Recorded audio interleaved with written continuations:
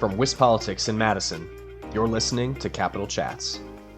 Hello, everybody. I'm Adam Kelnhofer with WisPolitics.com, here with a new podcast format we're calling Capital Chats. It's also brought to you by Spectrum, and it's going to be based on interviews with movers and shakers around the Wisconsin State Capitol, and some DC interviews mixed in there, too. So, to kick things off, we actually have an interview with outgoing Congressman, U.S. Representative Ron Kind of the La Crosse area. He's been representing that district since 1997, so it's a pretty big deal that he's leaving his post. So, Kate, why don't you just kick it off right away? What did you and Representative Ron Kind get to talk about? Well, Adam, in our phone interview, Rep. Kind shared with me that he's actually in talks with the White House about a potential position after he leaves Congress. We also talked a little bit about the 3rd Congressional District race, and he was strongly critical of his successor, Derrick Van Orden. Here's what he had to say. So, just to start, have you met or spoken with Derrick Van Orden, who won that election, since he won?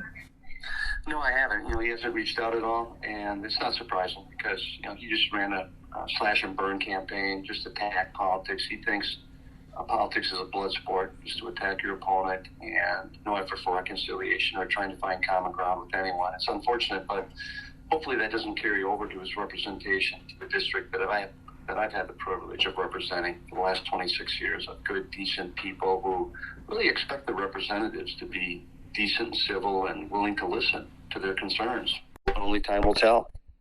All right, so moving forward, how do you see the dynamic changing with the House delegation and Rep. Van Orden? Well, unfortunately, I think it might get worse. There's been a regression as far as civility and cooperation within the Wisconsin delegation.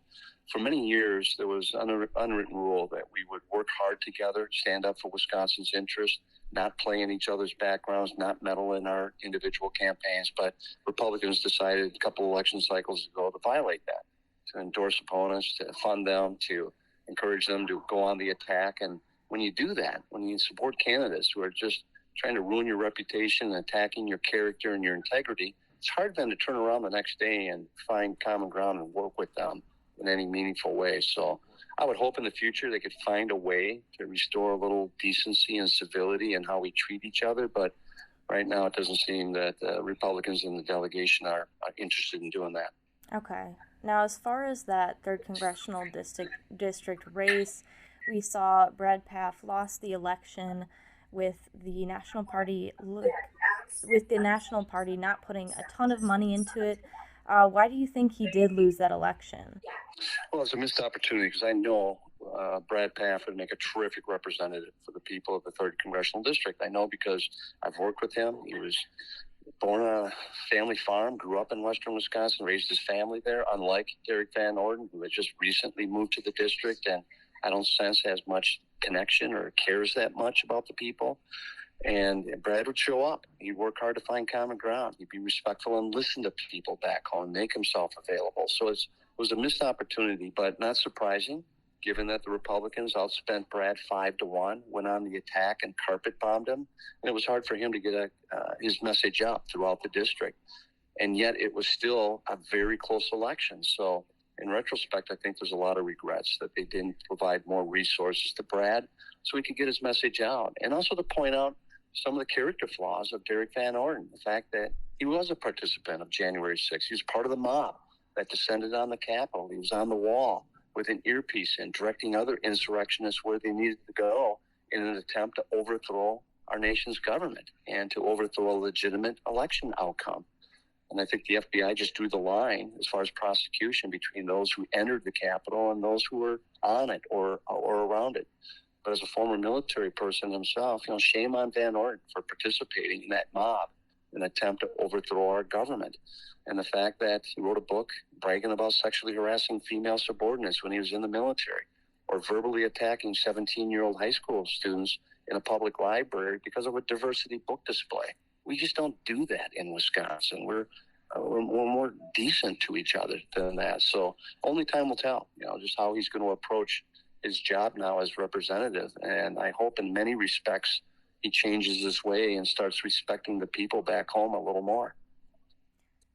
Yeah, so with Derrick Van Orden winning that race, what do you think that Democrats could do in 2024 to flip that back? Well, I think the fact that it was so close, this should be a competitive race in 2 years. There's no reason why it can't be. I've been representing it for 26 years. Just 2 election cycles ago, I carried the district with 60% of the vote. And so it's still very much a swing district. And I wish all the districts were like the 3rd district, where it can be competitive, where it does force, hopefully, candidates to be respectful to both sides, to work hard, to be bipartisan, to find common ground, rather than just always playing to your political base. And unfortunately, that's what I think Van Orden thinks he can do, is just play to his base and not make any effort to reach out to the other side or to independents or people who have legitimate concerns. So it starts with having the right candidate. I think Brad Paff was a great fit, given his history in the district, his knowledge of rural history issues, given his agriculture secretary position. And so, it starts there, but there's going to also need to be some additional support in order to flip this district. Well, as far as your time in Congress, what are some of your proudest accomplishments that you're able to get done while you're in office? Rather than pointing to some specific piece of legislation, I've always been proud of being ranked one of the most bipartisan members, willingness to reach across the aisle, find common ground with my Republican colleagues. And because of that willingness, I've been one of the most effective legislators to the things I was able to accomplish. I'm proud that I was able to create a Veterans History Project. We're recording our veteran stories, archiving it at the Library of Congress. We've got about 120,000 of them now. It's an important part of American history, I felt, that needed to be preserved so future generations don't forget the service and sacrifice that came before them. I've been one of the leaders on delivery system reform, payment reform in the healthcare system to try to bring more efficient care at a better price and bring those costs down. I've been a champion to expand need-based financial aid programs as a direct recipient myself, coming from a low-income family. There's no way, as a first generation going to school, my family could have afforded that. So it was a combination of Pell Grants, work-study program, student loans that I was able to do it. And I think it's one of the most important investments we can make as a nation in our youth, in their education, their lifelong learning skills that today's economy demands with good-paying jobs. And so those things I can point to with great pride. But you reach this point in your career, too, you wish you could have got more done. And I certainly feel that way. But I guess that's just the nature of this institution with all the checks and balances that come. And it's not easy to change things in a short period of time. Well, on the flip side of that, are there any things you wish that you could have accomplished, and are there any regrets you have? Yeah, I wish we could have made more progress in bringing down the cost of healthcare. It's still too expensive. There's still too many people struggling to find adequate coverage and care for them. And we can do better, a nation as great as ours. I wish we could have done more to alleviate the student debt burden. That is a major anchor around these students' necks, just as they're starting their lives, their careers. And you just can't saddle them with that much debt and expect them to be successful in life. So there's more work that has to go into that. And there's still programs that we have to improve in the quality of care for our veterans. I mean, we had 2 million veterans coming back from Iraq, Afghanistan with physical and mental needs that have to be addressed. It's a promise we have to keep, and there's room for improvement and expanding that. And I wish we could have done more to make it less challenging to be a small family farmer in today's economy. I mean, I have so much respect for our family farmers, the work they do, and yet they're subject to market whims, fluctuating commodity prices, increasing costs to do their business. And it's always been one of the backbones of our state's economy is production agriculture. And we've just seen so many family farmers go out of business over the last couple decades. And that has not been a healthy trend for us. Okay. And moving forward, what are your professional plans? Any things you are set to do moving forward? Yeah, I've been having some discussions with the White House. There's some things that they may need some help with, so we're going to continue that. And if there's an opportunity to serve, we'll certainly look at that. But no decisions have been made. Of course, I'm going to defer a lot to my wife, Tawny, who's been a great partner throughout all this. 26 years of me running back and forth to Washington or running around the 19 counties of my congressional district. There's no way we could have done it unless it was a team effort. And she's been a trooper through it. And I'm proud that she's going to be wrapping up her career as an official court reporter for a judge back home soon. And so we're really looking forward to the next stage. But rest assured, we're Wisconsinites through and through. Both of us were born and raised in western Wisconsin. We raised our family there. That is our home. We're going to find new ways of staying involved in our community and helping where we can. All right. I think that's all the questions I have. Is there anything else you would like to add?